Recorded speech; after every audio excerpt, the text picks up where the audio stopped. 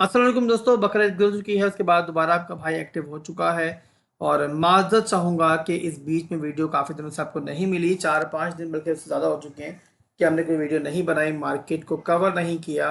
But मेरा ख़्याल है कि आप अंडरस्टैंड करोगे, ज़ाहिर है एक बड़ा मज़हबी फ़रीज़ा था और ईद ऐसी थी कि इसके अंदर जो है ना इंसान काफ़ी बिज़ी हो जाता है जानवरों के अंदर।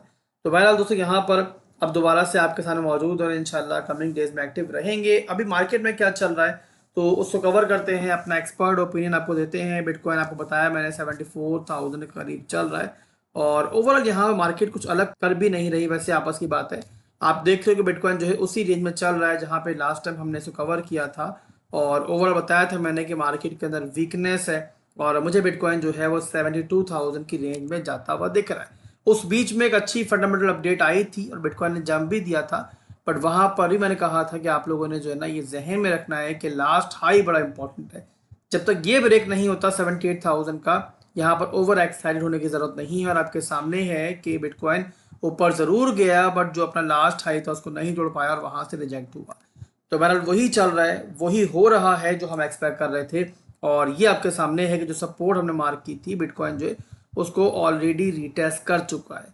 अब करंट सिनेरियो क्या चल रहा है उसकी तरफ चलते हैं, टेक्निकल एनालिसिस देते हैं। बट उससे पहले छोटी सी नज़र हम लोग डालते हैं फंडामेंटली मार्केट में क्या चल रहा है। और उसके लिए जो सबसे इम्पोर्टेंट चीज़ चल रही है वो आप जानते ही हैं, और वो है अमेरिका और ईरान के दरमियान जो कॉन्फ्लिक्ट है। इसमें कभी अच्छी खबर आती है, कभी बुरी खबर आती है। और आप जानते हैं कि लास्ट एक पॉजिटिव खबर आने के बाद जो है अमेरिका ने तेहरान पे, ईरान पे बल्कि दोबारा से हमला कर दिया था। और उस हमले के बाद फिर ईरान ने भी जवाबी कार्रवाई करते हुए कुवैत के ऊपर जो है मिसाइल फारिग किए थे। तो ये सारी सिचुएशन दोस्तों में ये बताती है कि दोनों पार्टी सिस्टम चाह क्या रही हैं। वो ये चाह रही हैं कि अगले के ऊपर दबाव डाला जाए और ज्यादा से ज्यादा जो है ना इस डील से कुछ निकाला जाए। डील तो बहरहाल मुझे लग रहा है हो जाएगी, बट उससे पहले जो ये मामला चल रहे हैं ना, इसको ज़्यादा मार्केट पसंद नहीं करती है। और फाइनेंशियल मार्केट्स की दोस्तों एक नफ्सियात होती है कि उनको जो है ना स्टेबिलिटी पसंद है। जहां मार्केट के अंदर स्टेबिलिटी नहीं दिखेगी तो ये जो है बहरहाल डिस्टर्ब रहेंगी और वही हमें बहरहाल अपने इर्द गिर्द दिख रहा है।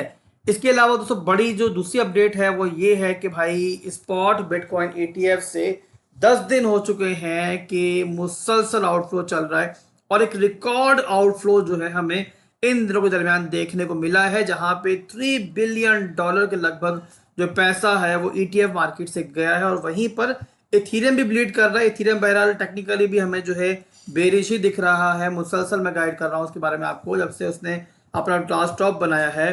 तो बहरहाल यहाँ पे ETF की साइड के ऊपर भी यहाँ पे 14 कंसेक्यूटिव सेशंस हैं जहाँ पे ये ब्लीड कर रहा है और पैसा यहाँ से बाहर निकल रहा है।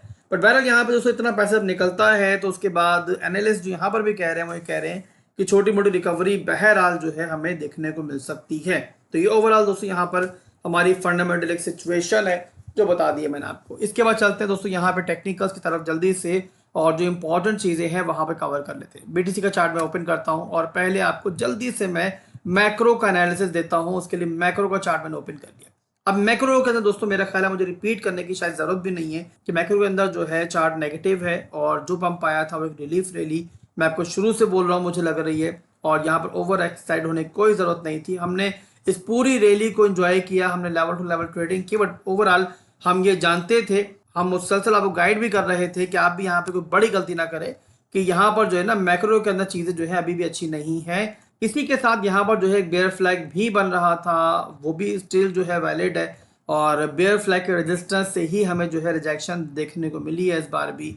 और इसी के साथ देखो तो यहाँ पे एक राइजिंग वेज भी बन रहा है। तो ओवरऑल मैक्रोज के ऊपर बहरहाल जो इंडिकेटर्स हैं वो हमें कुछ अच्छे इशारे फिलहाल भी नहीं दे रहे। एनीवेज यहाँ चार्ट कन्वर्ट करते हैं अब लोअर टाइम फ्रेम के ऊपर, डेली के ऊपर, वहां पे देखते हैं क्या चल रहा है। अब डेली के अंदर भी यहाँ पर देखो दोस्तों तो बिटकॉइन ने बहरहाल CME गैप को अपना फिल्ड किया और जो इस पूरे मूव का मैं कहता हूँ कि सबसे इंपॉर्टेंट पॉइंट था वो फिल्ड हुआ।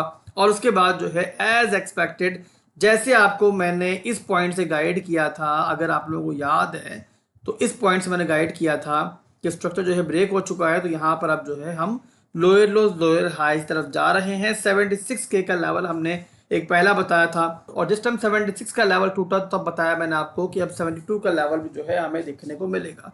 बहरहाल दोस्तों यहाँ पर अब करंट सिनेरियो जो है वो सिंपली ये चल रहा है कि डेली के अंदर भी यहाँ पर जो है ना हम अब लोअर लोज लोअर हाइज के अंदर हैं इंटरनल स्ट्रक्चर के अंदर। ये आपके सामने है। ये हमारा लो टूटा, एक हाई बना, रिटेस्ट हुआ, फिर लो बना, फिर हाई बना। ये आप देख रहे हो मुसलसल जो है हम लोअर लोज लोअर हाइज बनाते हुए नीचे आ रहे हैं, जो कि डाउन ट्रेंड के अंदर होता है।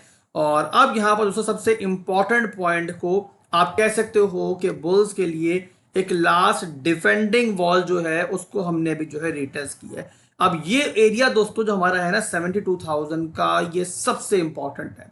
ये अगर लूज होता है तो फिर जो है फातिहा पढ़ लेना, और फिर जो है नीचे के लेवल्स, वो लेवल्स आपको देखने को मिलने वाले हैं कि जिसको हमने बताया था कि हम सूनर और लेटर जो है देखेंगे। तो बहरहाल ये लेवल टूटेगा जिस टाइम, तो समझ जाना कि वो बारी जो है आ चुकी है।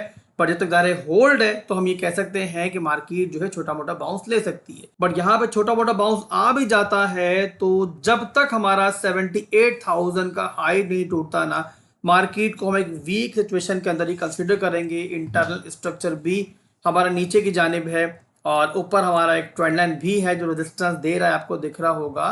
तो ओवरऑल जो है अगर एक पंप आता भी है यहाँ से, छोटा मोटा बाउंस आता भी है, तो ये हर्डल्स ऊपर बाकी है। और इन केस अगर ये लेवल हमारा रिक्लेम हो जाता है तो फिर तो जाहिर है एक शॉर्ट टर्म का पंप जो है हम ऊपर देख सकते हैं। बट जब तक ऐसा नहीं होता, जाहिर है हमें थोड़ा सा यहाँ पर जो है संभल के चलना है और अपनी चीज़ों को जो है मैनेज करके चलना है। इसके बाद चार्ट कन्वर्ट कर लेते हैं 4 आवर के अंदर, देखते हैं वहाँ पे कुछ स्कैल्प वगैरह बन रही है नहीं बन रही है। तो 4 आवर टाइम फ्रेम का चार्ट मैंने ओपन कर लिया है। 4 आवर के अंदर भी लोअर लोज लोअर हाइज बन रहे हैं और सपोर्ट लेवल से हम बाउंस कर रहे हैं। इसके अलावा यहाँ पे इंटरनल स्ट्रक्चर के अंदर छोटा सा मुझे जो है एक बाउंस मिल रहा है। ये देखो यहाँ पर जो है ना, ये इंटरनल स्ट्रक्चर के अंदर यहाँ पे छोटा सा एक जो है ब्रेकआउट मिला है। ये हाई बना, लो बना, एक नया हाई बना।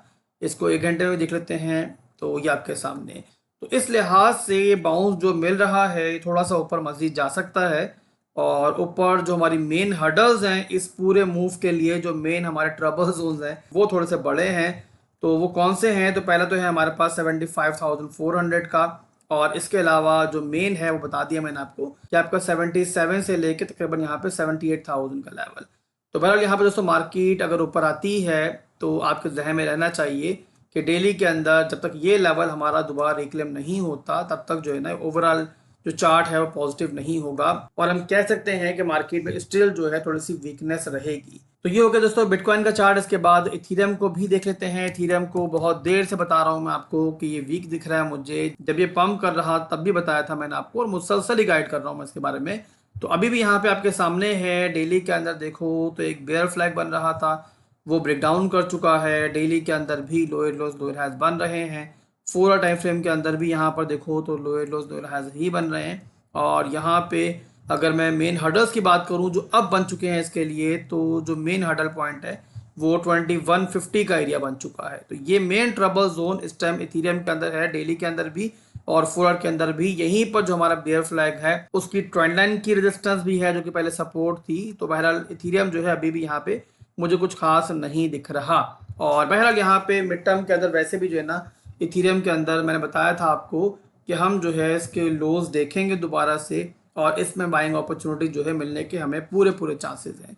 पहले यहाँ पे छोटा मोटा कोई बाउंस आ भी जाए तो आपके जहन में रहना चाहिए कि जब तक ये हमारा हाई जो है दोबारा नहीं टूटता, इथीरियम जो है बहरहाल यहाँ पे नीचे की जाने भी फिलहाल के लिए दिख रहा है। इसके अलावा सोलाना को देखते हैं। तो सोलाना के अंदर बहरहाल दोस्तों स्ट्रक्चर के लिहाज से तो चार्ट जो है इस टाइम अच्छा नहीं दिख रहा, डेली के अंदर भी और 4 घंटे के अंदर भी देखो तो लोअर लोज लोअर हाइज ही बन रहे हैं। बट सोलाना ने यहाँ पर जो है ना अपनी एक बड़ी इंपॉर्टेंट सपोर्ट को रिटेस्ट किया है जो कि है $80 की। और ये आपको दिख रहा होगा कि डेली के अंदर यहाँ से सोलाना को बाउंस मिले हैं। तो बहरहाल अभी के लिए होल्ड है ये सोलाना की सपोर्ट, ठीक है। और यहाँ पे अगर ये लूज हो जाए तो फिर आप समझ जाना कि फिर जो है नेक्स्ट सपोर्ट जो होगी हमारी वो आपकी 76 से लेके $78 की होगी। ट्रेड की बात करें तो बहरहाल सोलाना के अंदर फिलहाल मैं तब तक इंटरेस्टेड नहीं हूँ कि जब तक सोलाना जो है ना दोबारा अपना 88 का लेवल जो है वो रिक्लेम ना करे। जब तक सोलाना इसके नीचे है, वीक है, इसको रिक्लेम करेगा तो फिर जो है इसके अंदर हम देखेंगे इसको और कोई ट्रेड वगैरह तलाश करेंगे। इसके अलावा दोस्तों अगला जो ऑल्ट कॉइन में देखूंगा यहाँ पे वो है ओंडो लास्ट डेज के अंदर। इसके बारे में काफी लोगों ने मुझसे पूछा था। अब ओंडो के अंदर भी यहाँ पर जो है ओंडो अपने डिमांड जोन पे मौजूद है। इसके अलावा 4 आवर टाइम फ्रेम में देख लेते हैं 4 आवर में क्या चल रहा है। तो 4 आवर के अंदर बहरहाल यहाँ पर हमें कुछ दिख रहा है, और दिख ये रहा है कि ये देखो यहाँ पे तो इसने जो है ना अपना लास्ट हाई जो है यहाँ पे तोड़ा है, और उसके बाद अभी यहाँ पे एक लो का मूव चल रहा है। तो अगर यहाँ पे ओंडो जो है ना अपने इस लो को ब्रेक नहीं करता, तो फिर यहाँ पर जो है ऑंडो के अंदर अगर बिटकॉइन ने साथ दिया, बिटकॉइन स्टेबल रहा, तो एक मूव हमें इस तरीके से देखने को मिल सकता है। तो अगर आप ऑंडो को लेना चाहो तो मार्केट क्योंकि नेगेटिव है, बिटकॉइन के अंदर फिलहाल के लिए वीकनेस है, तो आपने जो है ना अपना इनवैलिडेशन जो है टाइट रखना है, और वो ये होगा आपने जो है ना इस लो के नीचे अपना इनवैलिडेशन रखना है, और यहाँ पे सिंपली जो है अपने इन लेवल्स को आप चाहो तो टारगेट कर सकते हो, ठीक है। बट याद रहे कि मार्केट वीक है, तो आपके जहन में रहना चाहिए कि अगर इनवैलिडेशन हिट हो तो आपको जो है वहां पे ज़्यादा दर्द ना हो, तो अपनी जो है ना रिस्क मैनेजमेंट कर लेना अगर आप लोग जो है इसको देखना चाहो। अभी के लिए बहरहाल सेटअप जो है मुझे इसका जो दिख रहा है मैंने बता दिया आपको। इसके अलावा एक लास्ट ऑल्ट कॉइन देख लेते हैं, और वो है डॉट। इसके बाद वीडियो क्लोज करेंगे। डॉट के अंदर बहरहाल फिलहाल मुझे कुछ नहीं दिख रहा है बनता हुआ, डेली के अंदर भी ब्लीड कर रहा है। 4 आवर में देखें तो वहाँ पर भी इसमें जो है अभी जो सिचुएशन है, ट्रेंड जो है वो नीचे की जानिब है। 1 घंटे में देखते हैं तो वहाँ पर भी जो है नीचे की जानिब है। तो यहाँ बहरहाल डॉट सपोर्ट पर तो मौजूद है, मगर फिर भी जो है ना यहाँ पर जब तक स्ट्रेंथ नहीं मिलती है इसके अंदर जो है हम इंटरेस्टेड नहीं हो सकते। और स्ट्रेंथ कैसे मिलेगी, तो वो ऐसे मिलेगी भाई कि देखो अगर यहाँ पर ये ट्रेंड लाइन जो आपको दिख रही है ना, तो डॉट को यहाँ पे रेजिस्टेंस दे रही है मुसलसल, ये आप देख सकते हो। अगर ये ब्रेक करती है यहाँ से और उसके बाद ये हाई जो है ब्रेक होता है, तो फिर जो है डॉट के अंदर हम एक ट्रेड देख सकते हैं। जब तक ऐसा नहीं होता डॉट भी यहाँ बहरहाल जो है फिलहाल मुझे वीक ही दिख रहा है। तो अभी के लिए दोस्तों बस इतना ही था। मिलते हैं इंशाल्लाह एक नई वीडियो के साथ बहुत जल्द, और इंशाल्लाह मैं अब एक्टिव रहूँगा अपने प्रीमियम ग्रुप के अंदर। रिवॉर्ड्स को मैंने दोबारा एक्टिव कर दिया है, ज़्यादा टीम जो है ईद की वजह से थोड़ी सी इनएक्टिव हुई हुई थी, तो इंशाल्लाह वो एक्टिव होंगे। इसके अलावा इंस्टा पर भी जो है आपका भाई जो है अब दोबारा से एक्टिव होने जा रहा है, वहाँ पर भी शॉर्ट्स वीडियोज़ जो है आना शुरू हो जाएंगी। मिलते हैं इंशाल्लाह। अल्लाह हाफिज़।